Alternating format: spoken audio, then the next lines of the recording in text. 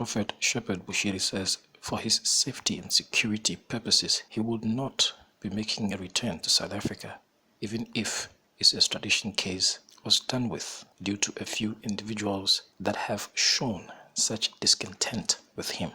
You can see that the hatred, the level of hatred that some few individuals, not all the people, trust me, there are so many people, or wonderful people in South Africa, who are not part and parcel of these criminal people who are pushing all this negative narrative against me. It's not a me thing. But you see, the issue here is the negative narrative against me in South Africa just shows me how these few individuals, not all the people, but the few individuals, the type of hatred have, that if they would be given an opportunity to do anything, including an assassination, they would do that. So I don't think, for safety, for my life's sake, I would be back in South Africa. I really don't think so. Unless otherwise, we don't know God's will, but I wouldn't think that.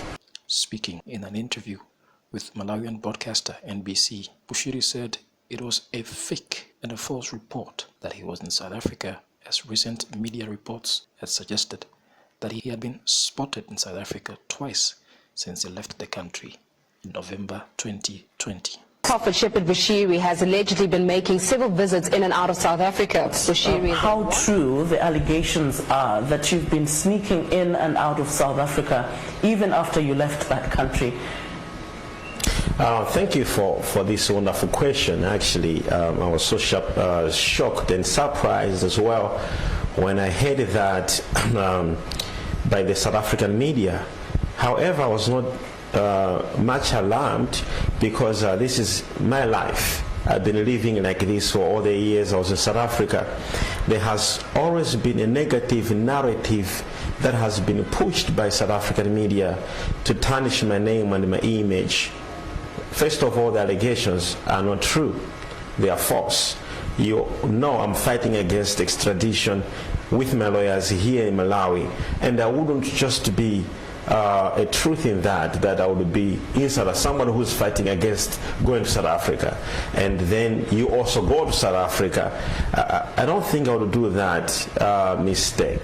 This is a country I left for my safety. This is a country I left for the injustices, and I wouldn't think I would be in South Africa. So this is just the same negative narrative to destroy my good name, my image, that has been happening for years by the same mainstream medias in South Africa, pushing the same agendas. As I said prior, that there are people behind that. It's not like they just wake up in the morning to come up with these narratives. There are people who are behind that. And I wouldn't say I was much alarmed when I heard about that. So it's a false allegation. It's completely a lie. It's untrue. And I wouldn't do that. Right now, I'm back here in Malawi. I'm home here. I'm in the court seeking for my justice. And I think we're getting there. One time, one day, I'm going to have and I'm going to get justice. So it's not true. Those are baseless allegations. There is no iota of truth in them. It would be better for all of us to ignore them and perhaps move forward with the matter which is in court, and that's what matters to us at this point in time. All I know is that my client has been in Malawi since he left South Africa. He has no intention of leaving Malawi. It would be absurd for somebody to think that he leaves South Africa and then he goes back to South Africa. It really doesn't add up at all. So as far as we're concerned, we have not been communicated at all, and we would be shocked that somebody can contact us on that kind of an allegation. And you must understand this very correctly, is that when he was released by the court, he was released unconditionally. He is not limited in terms of his movements. Now, if my client would want to travel beyond Malawi, he is free to do so. And nobody should raise eyebrows when he travels. But I know for a fact that he's not going to take that route because of the case, which is the extradition case, which is here. And until that case is over, he's always been in Malawi. I know where he lives, I know where he stays. We're in touch all the time. It is recalled that the Minister of Home Affairs, Aaron Motsoaledi, was unimpressed with the report of the newspaper and demanded a proof of the re-entry of the Bushiris into South Africa. Bushiri admitted that though his ministry was affected since he left South Africa, he said the ministry was not for specific countries, but a global kingdom agenda. Of course, an impact has been there, but you see, where there is a will, there is a way. I'm a person who is willing to do anything I can to make sure that I'm in ministry, I preach and I teach. And my calling is not for South Africa. God didn't call me for a specific country. He called me for the world. And what I was doing in South Africa, I was not helping South Africans. I was not preaching to South Africans alone. I was preaching to the world, as it is evidenced by the influx of people who were flying into South Africa. We had about 10,000 people coming from other countries following me in South Africa.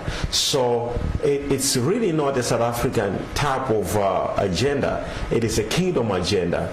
And this agenda, we have to preach the kingdom of God. And so since I came here, we are still preaching the gospel through our television, through our social media platforms, to the South African community as well as to the rest of the world. So I wouldn't say it has been much affected. The only thing that has been affected is, in terms of leaderships and logistics. The biggest problem that I encountered in South Africa had to do more especially with, first of all, jealousy.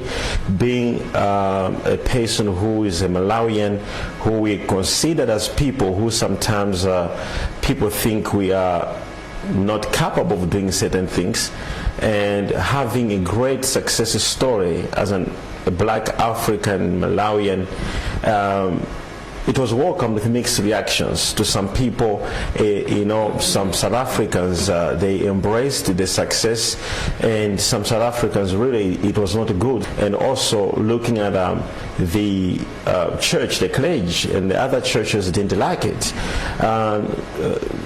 as they thought it was a competition. So we had some problems with other, clergymen.